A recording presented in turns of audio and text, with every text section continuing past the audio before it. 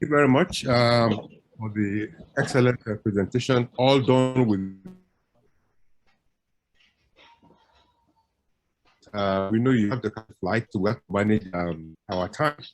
And in the course of the presentation, you did say that our jobs are well cut out for us, particularly at the level of national, subnational, and private sector leaders. Communities too have responsibilities, have roles to play.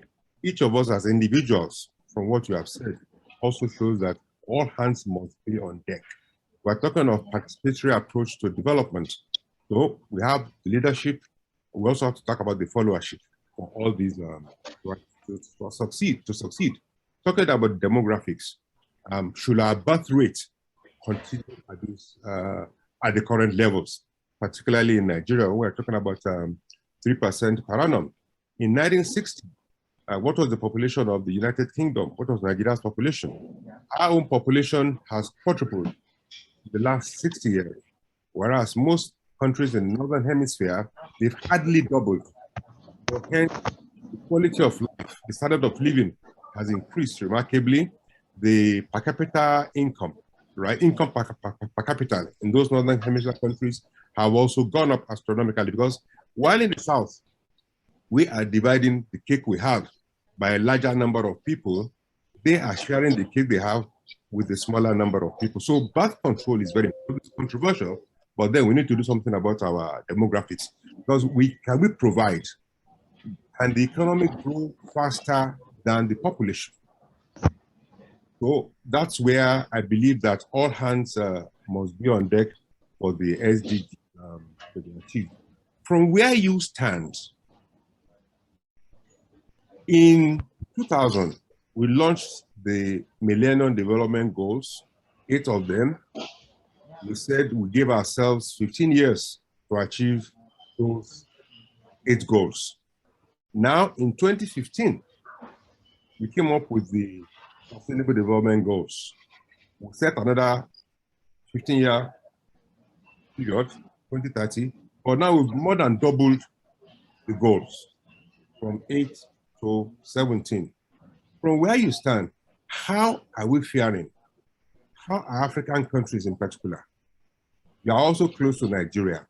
How are we faring in pursuit of these development goals, the 17 development goals? In general, we did not fare well in achieving the Millennium Development Goals.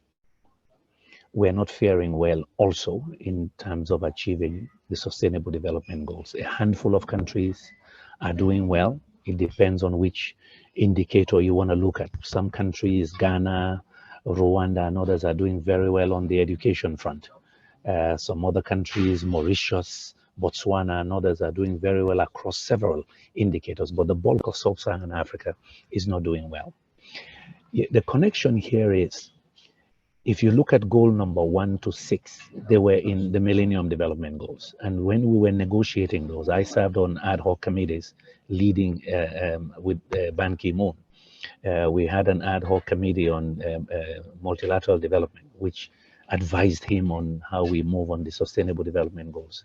Many of us made sure that in the new framework that will be adopted in 2015, we didn't leave out what we had not finished. And what we have not finished in Africa is dealing with poverty. Almost 50% of our population still lives on less than $1 a day. Yeah, similar numbers in Nigeria. 50% or more of that population is still poor, living on less than $2 a day. If you look at our hunger index, my country, for example, Sierra Leone, we're amongst the 5 most hungry countries in the world. We've been in that position almost 5 years. Several sub-Saharan African countries still cannot feed themselves. You Nigerians, you're still importing a lot of what you should not be importing. You know, when I served in your country, you and I used to advocate on agribusiness development, and worked with you and your predecessor at Bank of Industry and Sule Lamido, the governor of the central bank, on industrialization and agribusiness strategies. So we've not fared well. Now, the others that came by are relevant. As I said, Africa cannot avoid climate change.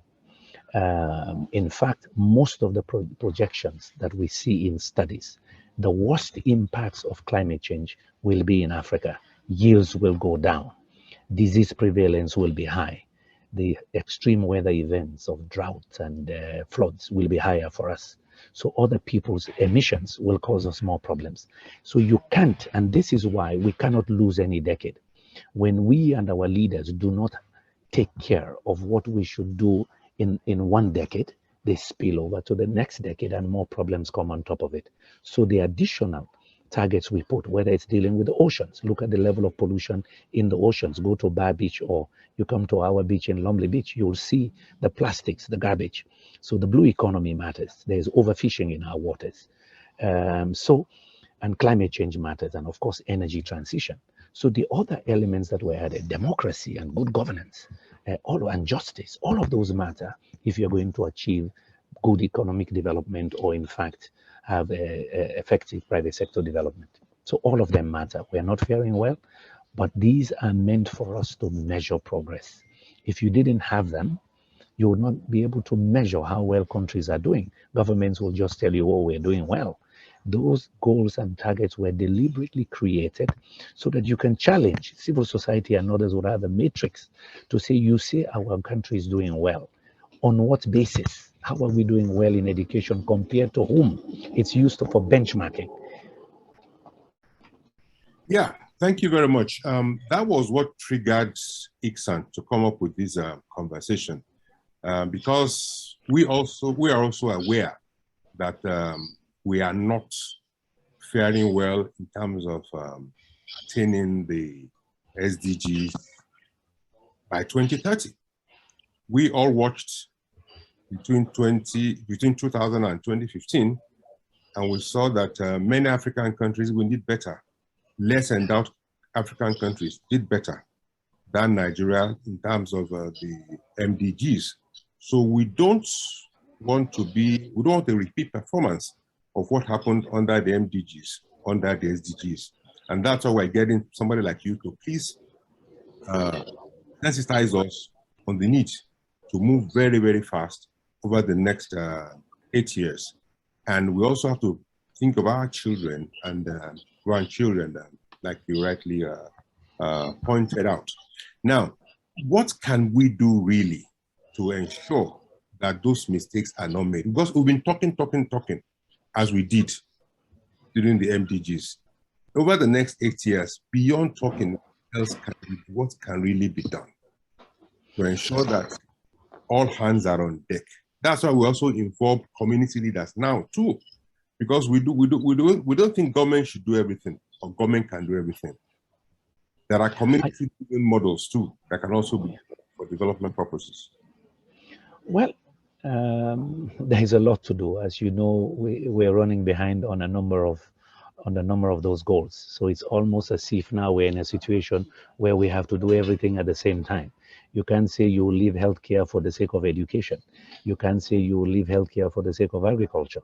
So we need to move on. What is required is consistency and determination to do it. Many times what happens in Africa is that you develop a plan for a nation. So you had your Vision 2020. You remember I used to come to Nigeria in the days of formulation of Vision 2020. You develop a vision, governments change, and people drop it. That is different from Asia. When Asians have a 5-year development plan, a 10-year development plan, they stick to it for at least a decade and drive it and give priority and make sacrifice. So consistency and determination to achieve goals matters. I was in Nigeria 2000 to 2003 when we used to talk about how fast Nigerian economy will diversify. When Bank of Industry was launched, when you also launched the initiative on the equity market for banks to set aside, I think it was 10% before profit to support industries. You ask yourself the question, where are we with that? How much have we diversified? But it comes down to mayors and city captains, subnational level. They can even look across other African countries. You ask yourself, how come, if you take SDG 7, how come the Ghanaians in Accra, I was just there a couple of weeks ago, how come in Accra they could have 24 hours of uninterrupted electricity and you cannot maintain that in Lagos or in Abuja? The power goes out every hour, every 2 hours. Ask yourself that. So sometimes the examples we're looking for do not have to be in Europe. It can be next door. Ask yourself what is happening in Rwanda. Ask yourself what is happening in South Africa. You can be much better, and you have the knowledge systems. You have the huge market everybody wants to get a share of. So my brother, I believe it is determination. It is the willingness to use these matrix for civil society yourselves, the professionals, to hold governments accountable. Governments come to this, but nobody asks them, hey, you committed this in, for example, we just came back from Glasgow in December. Nobody comes back after 6 months to ask their governments, where are we on the commitments you made there for an inclusive, just energy transition in our country? That in Europe, in Asia, civil society and professionals try to hold their governments accountable to be consistent to deliver. So finally, we need to take politics out of the SDGs so that when we develop a plan, if that plan is owned by every level of government, federal, state, and community, we stick to it, because transformation is not overnight. It's not a quick fix. It takes time. We stick to it. If we say, for example, and this is the shame that I see now, when I was in Nigeria back in 2000, we were talking about producing maybe even 40,000 megawatts of power by 2020. Where are we today? We're only producing 4,000. So what difference did we make in 2 decades? What difference did we make? That's a question we have to ask ourselves. That's the question you Nigerians need to discuss. How can you be rich in energy, but yet you are one of the most energy poor countries? 85 million of your people do not have access to electricity. How can only 11% of your people have access to clean cooking solutions when you can be a major exporter of LPG? Ask yourself those questions. So for me, it is not just for government. It is the citizenry, the followership, also being determined to hold accountable, but to be part of the solution, and especially the private sector. Private sector has a major role. When you are 400 million Nigerians in a very short time, about 3 decades from now, who is going to create the wealth? How do we create the wealth? Young kids packed in cities without light, without clean water, and of course without jobs. That would be instability. So it is, you use the SDGs for mobilization of action in a positive way, that all of us are in this together. It is not partisan issue. It is a national existential issue. Well, thank you very much for your illuminating interventions. For us in Nigeria, the next 1 year is very important. You know, you have elections next year. So it's for us to make the attainment of the SDGs an important campaign item. You know, when politicians come out to campaign for election, you know, the elections are next year, they come to campaign for our votes. We need to ask them, what are you going to do to achieve the SDGs by 2030?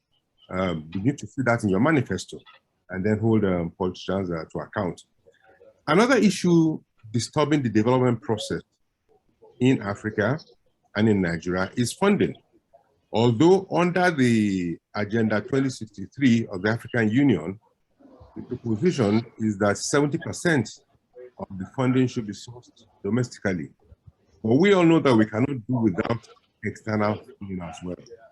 And in some of our conversations, we were talking about how the northern countries in the Northern Hemisphere are telling their banks not to finance some projects, particularly those that have to do with fossil fuel. They are saying that they should only finance only environmentally sustainable projects. Some contend that when they were being transformed, the Industrial Revolution, they used coal, they used gas, they used fossil fuel. Now that we are still on our own transformation journey, they're now saying, no, you have to go this way. And for some, they are saying that will be suicidal for African countries, particularly Nigeria. What would you say about this? It is indeed an irony. For the past 1 year, I have been strongly advocating against they call it the taxonomy for financing. Yes, it is true, for example, in the case of Africa, that some have lobbied that Western banks should not finance even gas, for example. We've won part of that battle over the last 7 months. I am co-chairing the Africa-Europe Foundation Energy Strategy Group. And one of the good news from the summit, the Africa-Europe Summit a few weeks ago, I was there in Brussels, is that now Europe has agreed that natural gas and gas resources can be part of the energy transition. But the point you made is why Africa cannot be complacent about climate policy. Because when these countries take decisions on climate policy, it's going to affect us, whether it's financial flows or, in fact, demand for you, the raw material you depend on. But it is also an opportunity for you. I have seen some studies that some of your Nigerian fellow citizens have started doing on electric vehicles. Let me give you a hint. There are 2 countries in Africa, or sub-Saharan Africa already, that want to move into manufacture assembly of electric vehicles. You tell me if you should not do the same. If you're going to be demanding almost 80 million vehicles by 2040, 2050, why shouldn't you be assembling that? And the countries that are looking at assembling electric vehicles are much, much smaller than yours. One of them, the population is less than Lagos. But why are they able to do it? And that's the key. Today, it's about investments. It's not about just aid. Investment goes where money can be made. You're a former banker yourself. People will come to invest if you create the enabling environment. And that's why your organization is important, because you also added administration to your title. It's about governance. People will come and invest if they know we fight the corruption. They will come and invest if they know their investments are safe. You have a market everybody will dream about, over 200 million of you. If you look at that, maybe 50 million of those are young, dynamic kids that are demanding all kinds of goods and services. So you have a market, but you need the public policy space that will guarantee that those investments will be safe and people can make money. That's what the Asians have done. Even China. Look at how much FDI China is attracting. But go beyond that. Your country is amongst one of the top 10 in terms of remittances. The Nigerian diaspora, look at what the diaspora has done for Philippines. So my brother, I'm telling you, in the case of Nigeria, when I look at it sometimes, I say money is not the problem. It's not the problem. Capital is there, trillions of dollars that are looking for a place to be deployed, provided corporate governance, political governance, stability are in place, because the market of conditions are there. Well, thank you very much. Definitely, we have virtual audiences and questions have started coming in. I hope we would questions now.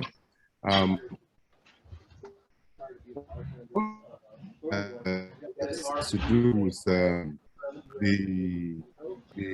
me just you've addressed the power issue. It's very common to most of the questions we're now. Based on what you have seen so far, how is your country also faring? Because the audience got the mayor of Sierra Leone commissioned the building. Yes, well, I know my compatriots are there. I'll call them my bosses. Exactly. Like every African country, we're struggling. And this is why I say to my citizens and to Africans, we do not have time to waste. Let me give you a context. We were impacted by COVID. The economic impacts of COVID hit Africa before Africa recorded the first case, especially you in Nigeria. Our first cases of COVID we saw only in March, April of 2020. But already from January, your oil sector was already affected. Remittances were already affected. Look at what has happened to us in the last 1 month. Ukraine-Russia war. What has happened? Oil prices hit the roof. $1.20, $1.25. Suddenly, all our economies are going to be impacted by that shock. Prices of everything would go up. Our government had no choice now but to raise prices now of fuel, you know, from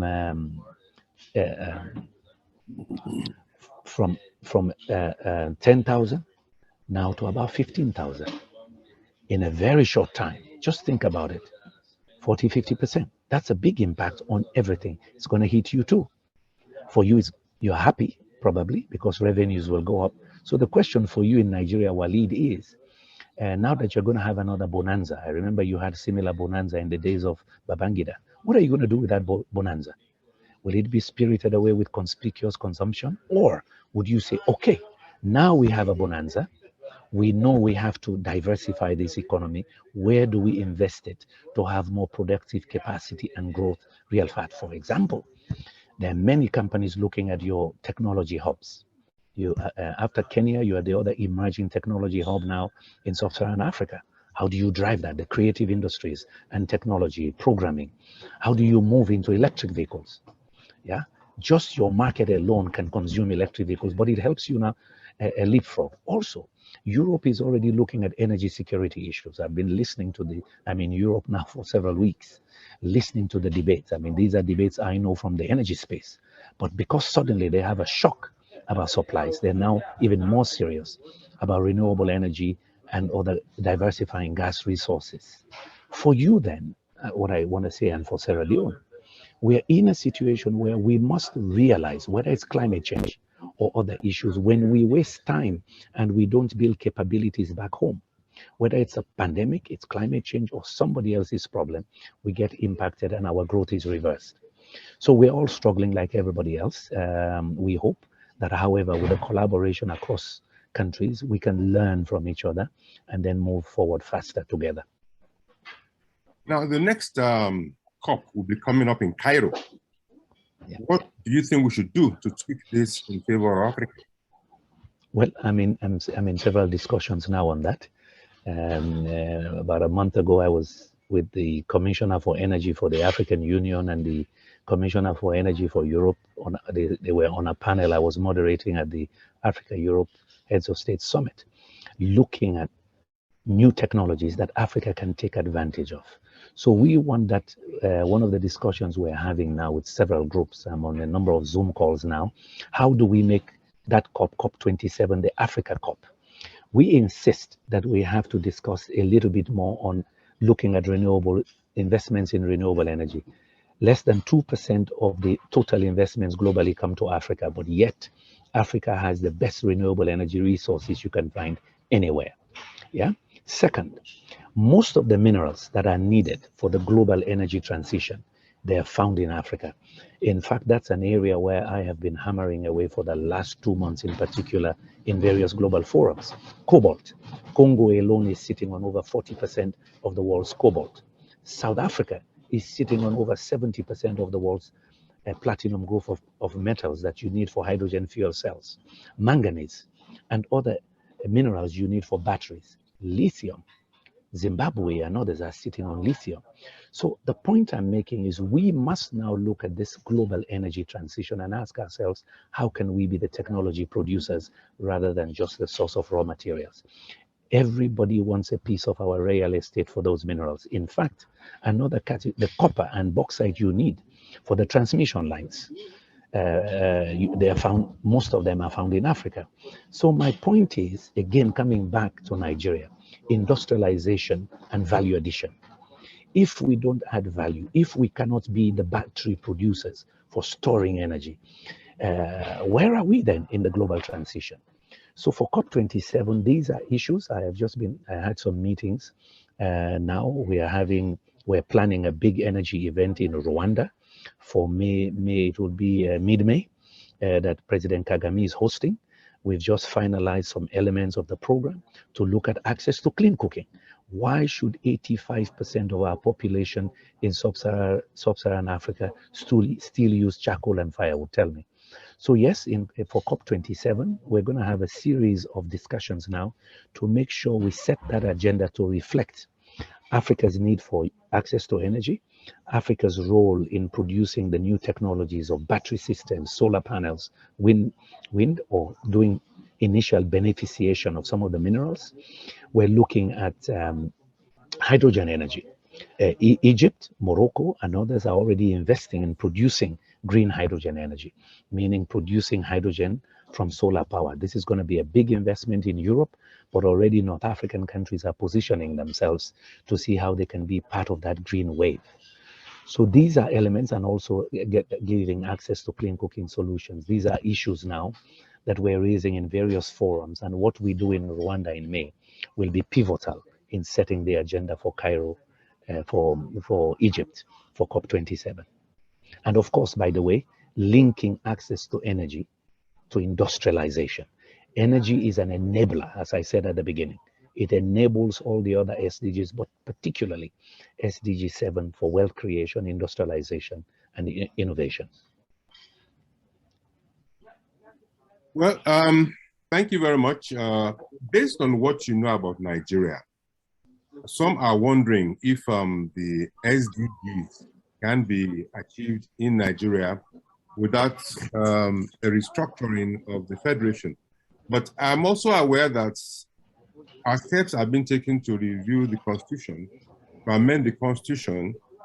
Some sectors have been moved away from the exclusive list, i.e. the national level, to the concurrent list, which means that subnationals can also participate actively. And an important area here is energy and railways. I know that you are very, very passionate about railways as well.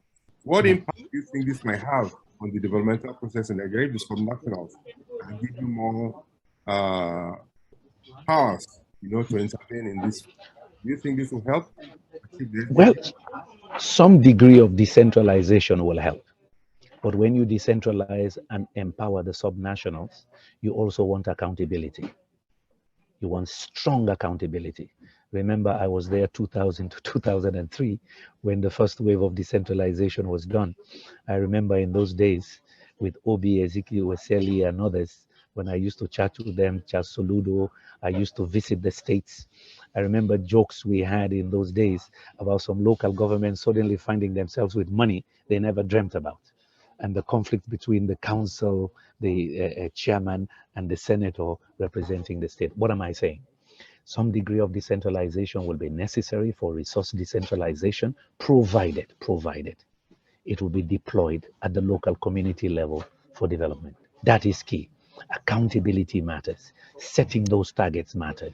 Using the SDGs to say, fine, we have simple matrices here, Mr. Governor, Mr. Mayor. Tell us how many schools you will build. Tell us whether those schools will have WASH, meaning water and sanitation for the kids. Tell us if they will be electrified as well. How many health centers are you going to build? How many women will stop delivering babies in the dark?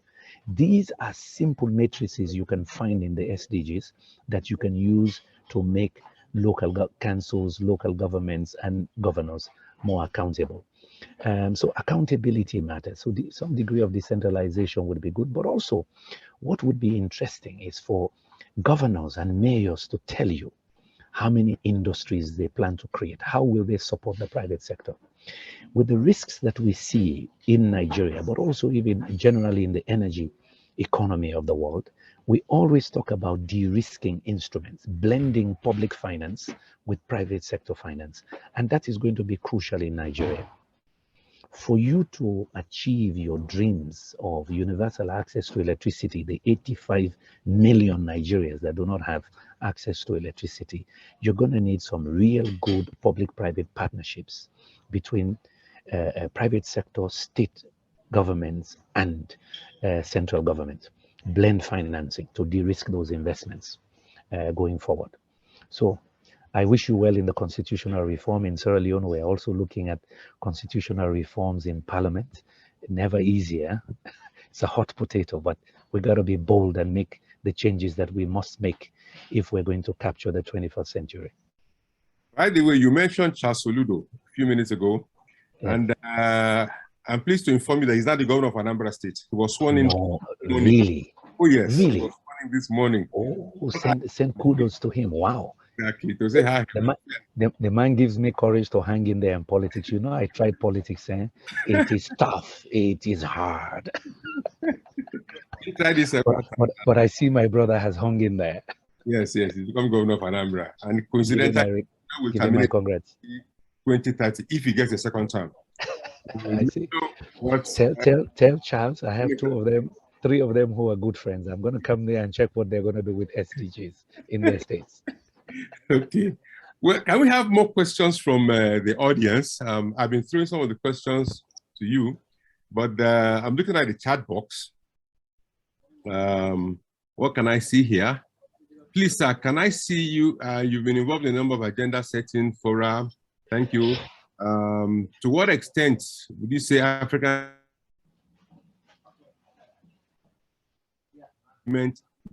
this agenda and the impacts they have added? Kindly cite a country, specifically, kindly cite a country, cite a specific case, especially Nigeria. Sorry, I missed the first part of the question because I lost you. The Okay, first the part of the question is, to what extent can you say African leaders have been able to follow and implement this agenda? Well, some countries have. You go to Rwanda, you'll see some indicators there where they've impacted. I can tell you, for example, Rwanda, when Kagame just 15 years ago, the electrification rate was about 17%. He's been able to push it to 44%. That's a massive increase. Now he's trying to drive to see if he can achieve universal access by 2030. Yeah. Recently, he has prioritized making access to clean cooking for their women a top priority. Look at the immunization rate. Rwanda has the best, at least up to 2 years ago, the best immunization rate in sub-Saharan Africa. Meaning what? They've been able to develop the logistics and cold chain, where the vaccines are stored at community level when it's time for vaccination. So the whole supply chain has been built. Ghana has made a lot of inroads in education, but also in economic diversification. Ghana is trying to access climate finance now, and your country, being bigger than Ghana, could access climate finance. As I said, I was there several weeks ago looking at some of their strategies for climate finance. There, of course, some of the South African is a big role model for you. Nigerian, on a per capita basis, you consume 4 times less energy than your comparators in the lower middle income countries. But take South Africa. South Africa has innovated in investments in renewable energy. Yeah, they are one of the first pioneers of reverse auctions. And yes, they've been able to lower the cost of solar power and wind to about 3-4 cents per kilowatt hour. So they are competing even better than coal. South Africa is moving fast to capture the hydrogen economy. Already some of their private sector mining companies like De Beers and others are moving now into making hydrogen fuel cells so that they can sell that technology also to Europe. So I can say Mauritius, the usual ones, Botswana. So there are a number of them that have done well. And I think other presidents are committed to doing it, but all of us are needed. It's not just a question for Mr. President. It's also for the citizenry, the ministers, the mayors, and the governors that are also managing the sub-national level. And that is a message we have to keep telling to our people. Presidents can provide vision and direction and guidance and set the tone, but all of us have to work as well. We all have to work at all levels, and we have to fight the corruption. One of the things that kills us is we have these wonderful plans, allocations are made, and suddenly the money goes somewhere else. And then we only check every 4 years or 5 years, and by then it's too late. The money is already in Swiss bank. Okay, we know we have about 15 minutes to go. Just quickly, to what would you attribute Rwanda's success? Is it because they have more women parliamentarians? Is it because they have more women in governance, or what? That's partly the reason. I have met some of those women. I've worked with them. I worked with some at the Pan-African Parliament when I was a member there a couple of years ago. I've worked with some at the UN, but also in Rwanda itself. I think it's back to what I just said. The leadership sets the tone. In Rwanda, where I've been visiting for many years, with my organization then, UNIDO, did quite a bit of projects there. You feel a tone there that they want to transform. You go there, there are plans. They behave almost like the Asians. You go to Rwanda, they have a plan. They explain their plan to you and how they want to go and where you fit, you international player. You know, they don't just get dictated to. And international agencies and private sector like going there because of that consistency. And the plans stay for a while. They don't just change it at the whim of the head of state of some politician. There's consistency and predictability in policy.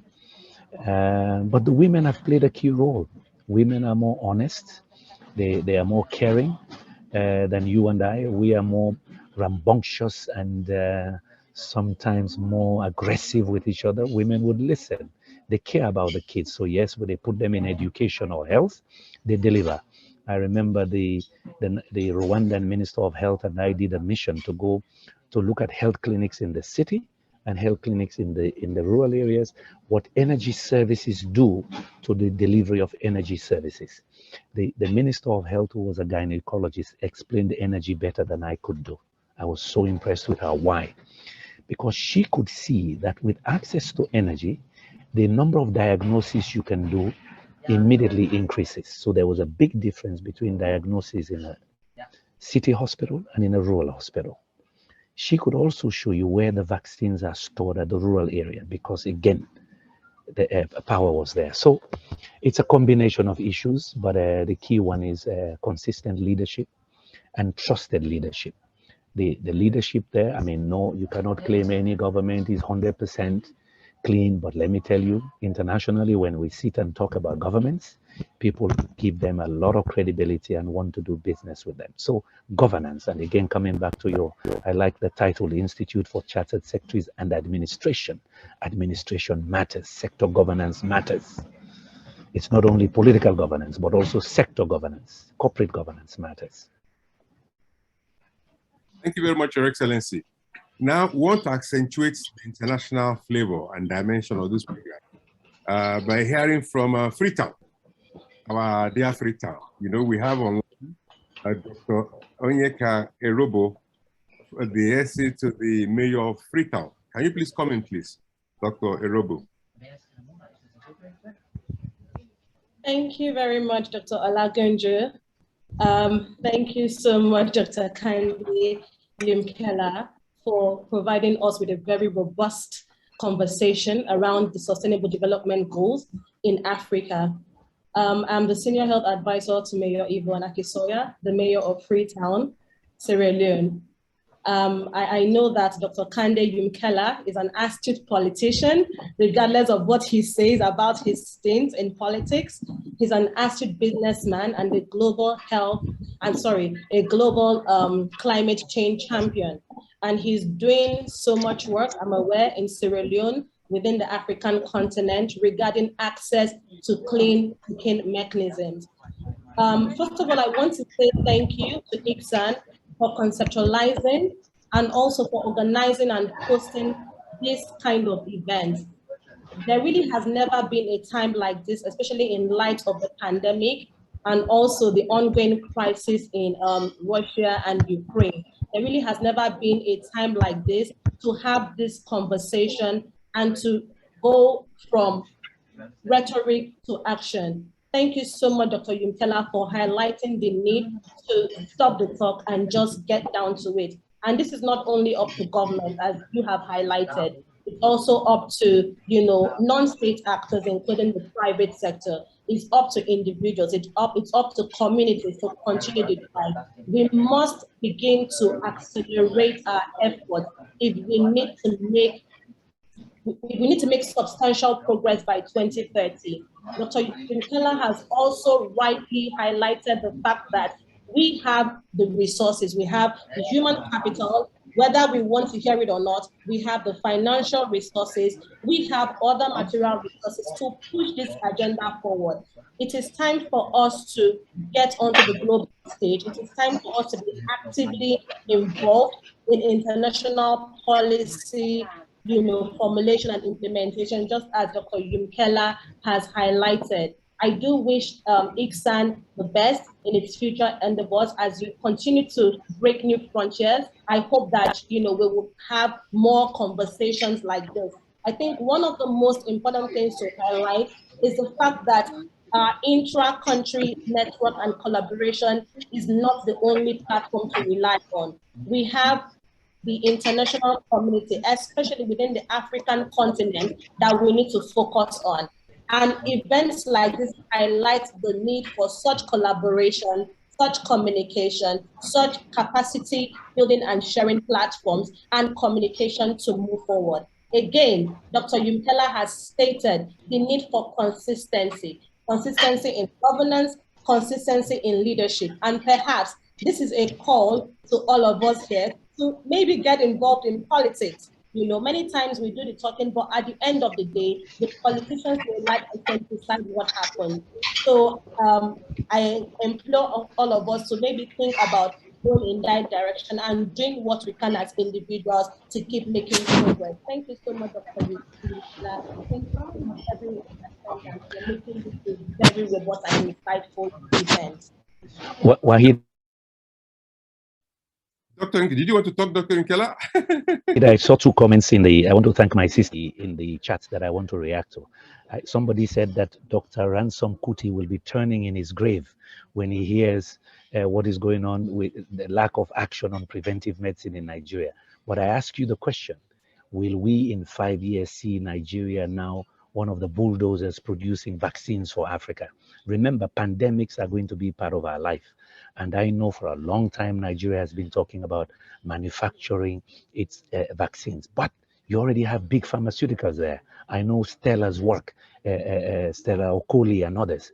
When I worked in Nigeria in those days with Manufacturers Association, how can you move those